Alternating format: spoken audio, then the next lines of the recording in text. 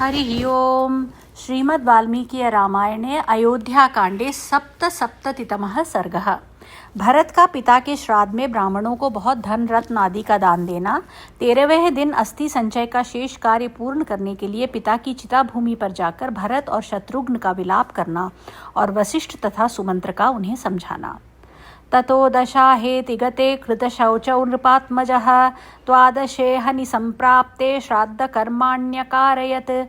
तदनंतर दशाह व्यतीत हो जाने पर राजकुमार दशरथ भरत ने 11वें दिन आत्मशुद्धि के लिए स्नान और एकादशाह श्राद्ध का अनुष्ठान किया। फिर 12वां दिन आने पर उन्होंने अन्य श्राद्ध कर्म मासिक और सपिंडीकरण श्राद्ध किए। ब्राह्मणेभ्यो धनं रत्नं ददावन्नं च पुष्कलं वासांसि च महार्हाणि रत्नानि विविधानि च वास्तिकं बहुशुक्लं च काश्चापि बहुशस्तदा। उसमें भरत ने ब्राह्मणों को धन रत्न प्रचुर अन्न बहुमूल्य वस्त्र नाना प्रकार के रत्न बहुत से बकरे चांदी और बहुतेरी गौएं प्रदान की। दासीर्दासांश्च यानानि वेश्मानि सुमहान्ति च ब्राह्मणेभ्यो ददौ पुत्रो राज्ञस्तस्य यौर्ध्वदेहिकम्। राजपुत्र भरत ने राजा के परलौकिक हित के लिए बहुत से दास दासियां सवारियां तथा बड़े बड़े घर भी ब्राह्मणों को दिए। ततः प्रभात समये दिवसे च त्रयोदशे विललाप महाबाहुर्भरतः शोकमूर्छितः। तदनंतर 13वें दिन प्रातःकाल महाबाहु भरत शोक से मूर्छित होकर विलाप करने लगे।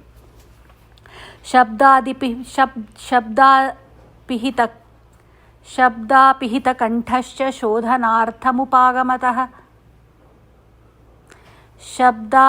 कंठश्च शोधनार्थमुपागतः चितामूले पितुर्वाक्यमिदमाह सुदुःखितः।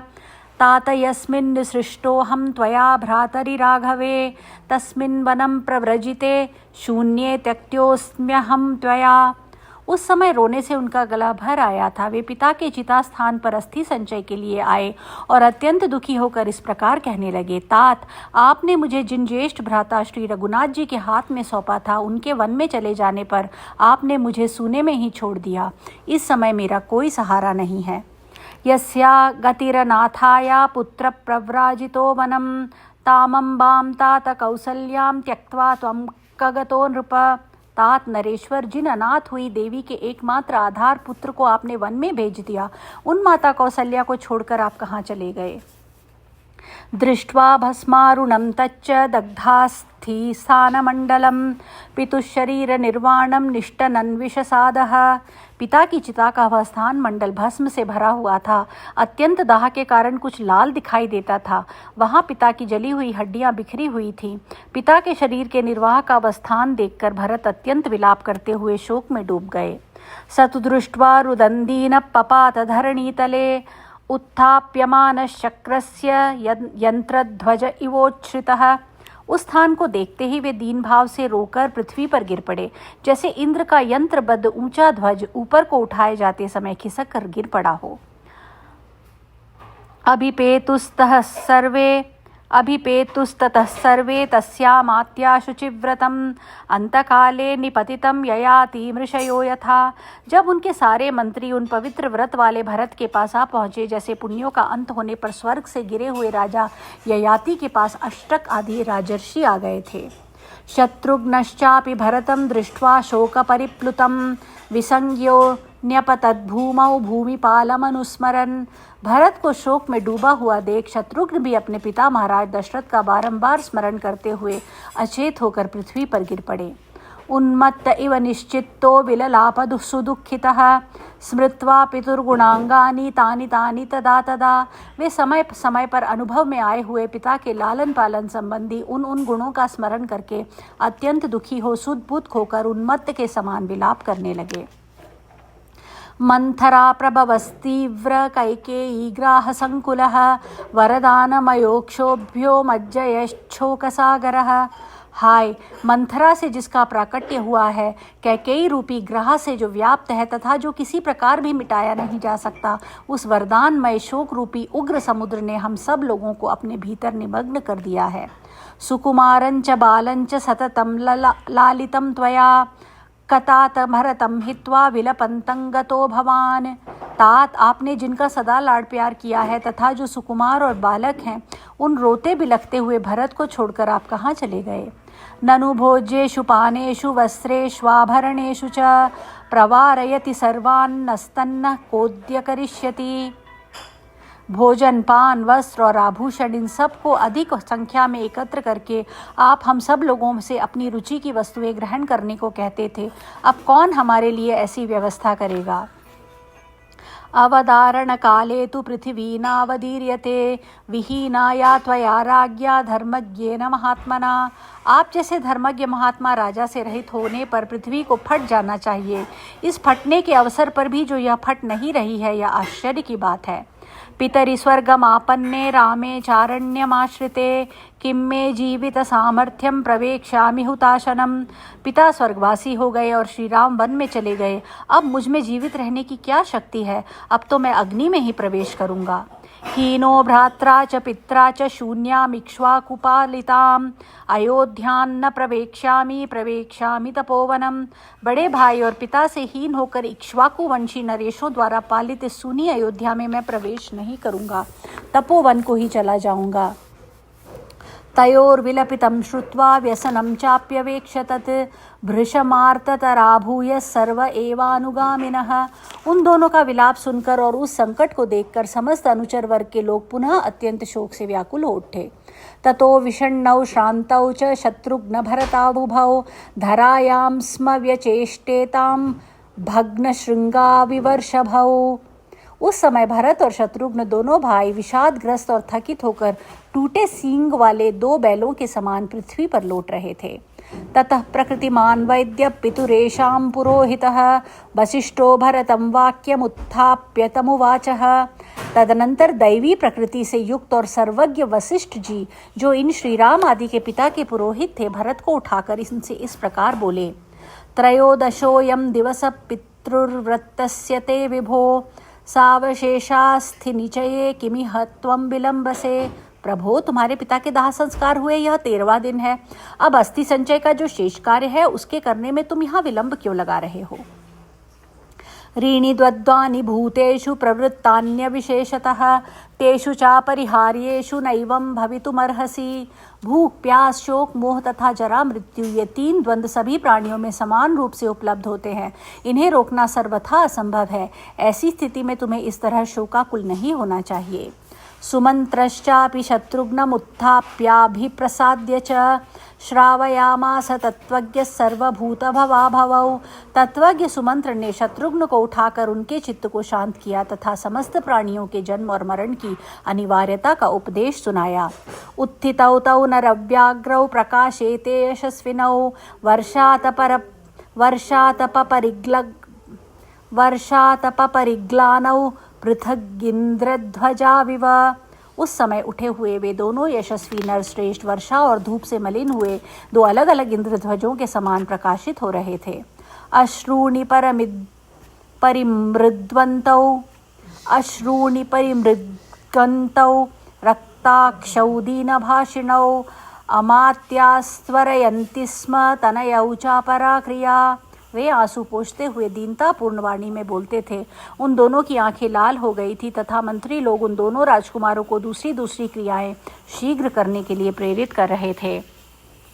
इत्यार्षे श्रीमद् रामायणे वाल्मीकि आदि काव्ये अयोध्या कांडे 77तमः सर्गः। 78तमः सर्गः।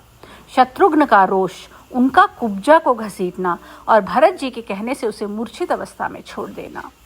अथ यात्रां समीहन्तं शत्रुघ्नो लक्ष्मणानुजः भरतं शोकसंतप्तम् इदं वचनमब्रवीत्। 13वें दिन का कार्य पूर्ण करके श्री रामचंद्र जी के पास जाने का विचार करते हुए शोक संतप्त भरत से लक्ष्मण के छोटे भाई शत्रुघ्न ने इस प्रकार कहा। गतिर्यः सर्वभूतानां दुःखे किं पुनरात्मनः स रामः सत्त्वसम्पन्नः स्त्रिया प्रव्राजितो वनम्। भैया, जो दुख के समय अपने तथा आत्मीय जनों के लिए तो बात ही क्या है, समस्त प्राणियों का भी सहारा देने वाले हैं, वे सत्वगुण संपन्न श्री राम एक स्त्री के द्वारा वन में भेज दिए गए, यह कितने खेद की बात है। बलवान वीर्य संपन्नो लक्ष्मणो नामयोप्यसौ किन्न मोचयते रामं कृत्वापि पितृनिग्रहम्। तथा वे जो बल और पराक्रम से संपन्न लक्ष्मण नामधारी शूरवीर हैं, उन्होंने भी कुछ नहीं किया। मैं पूछता हूँ कि उन्होंने पिता को कैद करके भी श्री राम को इस संकट से क्यों नहीं छुड़ाया। पूर्वमेव तु विग्राह्या समवेक्ष्य नयानयौ उत्पथम यः समारूढ़ो नार्या राजा वशंगतः। जब राजा एक नारी के वश में होकर बुरे मार्ग पर आरूढ़ हो चुके थे, तब न्याय और अन्याय का विचार करके उन्हें पहले ही कैद कर लेना चाहिए था। इति संभाषमाणे तु शत्रुघ्ने लक्ष्मणानुजे प्राग्द्वारे भूत्तदा कुब्जा सर्वाभरण भूषिता। लक्ष्मण के छोटे भाई शत्रुघ्न जब इस प्रकार रोष में भरकर बोल रहे थे, उसी समय कुब्जा समस्त आभूषणों से विभूषित हो उस राजभवन के पूर्व द्वार पर आकर खड़ी हो गई। लिप्ता चंदन सारेण राजवस्त्राणि बिभ्रति विविधं विविधैस्तैर्भूषणैश्च विभूषिता। उसके अंगों में उत्तम उत्तम चंदन का लेप लगा हुआ था तथा वह राजरानियों के पहनने योग्य विविध वस्त्र धारण करके भांति भांति के आभूषणों से सज धज कर वहां आई थी। मेखलादामभिश्चित्रैरन्यैश्च वरभूषणैः बभासे बहुभिर्बद्धा रज्जुभिरिव नानरी। करधनी की विचित्र लड़ियां तथा अन्य बहुसंख्यक सुंदर अलंकारों से अलंकृत हो वह बहुत सी रस्सियों में बंधी हुई वानरी के समान जान पड़ती थी। ताम समीक्ष्य तदाद्वास्तो भृशं पापस्य कारिणीं गृहीत्वा करुणं कुब्जां शत्रुघ्नाय न्यवेदयत्। वही सारी बुराइयों की जड़ थी, वही श्री राम के वनवास रूपी पाप का मूल कारण थी। उस पर दृष्टि पड़ते ही द्वारपाल ने उसे पकड़ लिया और बड़ी निर्दयता के साथ घसीट लाकर शत्रुघ्न के हाथ में देते हुए कहा, यस्या कृते वने रामो न्यस्तदेहश्च वः पिता सेयं पापा नृशंसा च तस्या कुरु यथामति। राजकुमार, जिसके कारण श्री राम को वन में निवास करना पड़ा है और आप लोगों के पिता ने शरीर का परित्याग किया है, वह क्रूर कर्म करने वाली पापिनी यही है। आप इसके साथ जैसा बर्ताव उचित समझें करें। शत्रुघ्नश्च तदाज्ञाय वचनं भृश दुःखितः अंतःपुरचरान् सर्वान् नित्युवाच धृतव्रतः।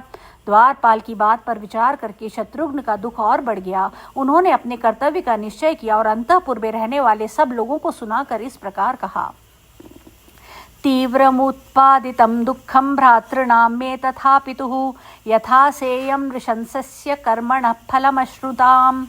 इस पापिनी ने मेरे भाइयों तथा पिता को जैसा दुस्सह दुख पहुँचाया है, अपने उस क्रूर कर्म का वह वैसा ही फल भोगेगी। एवमुक्त्वा च तेनाशु सखी जनसमावृता गृहीता बलवत्कुब्जा सा तद्गृहमनादयत्। ऐसा कहकर शत्रुघ्न ने सखियों से घिरी हुई कुब्जा को तुरंत ही बलपूर्वक पकड़ लिया। वह डर के मारे ऐसा चीखने चिल्लाने लगी कि वहां सारा महल गूंज उठा। ततः शुभ्रुशसन्तप्तस्या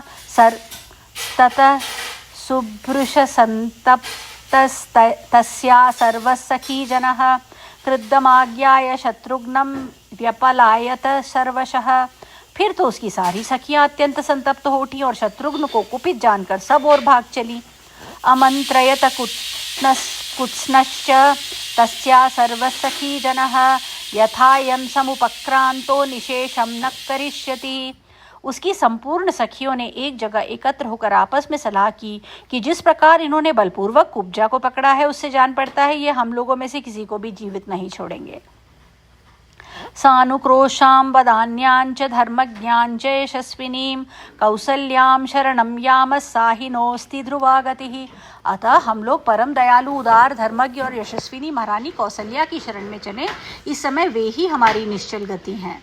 सच रोषेण संभीत शत्रुघ्न शत्रुशासनः विचकर्ष तदा कुब्जां क्रोशंतीं पृथ्वीतले। शत्रुओं का दमन करने वाले शत्रुघ्न रोष में भरकर कुब्जा को जमीन पर घसीटने लगे। उस समय वह जोर जोर से चित्कार कर रही थी।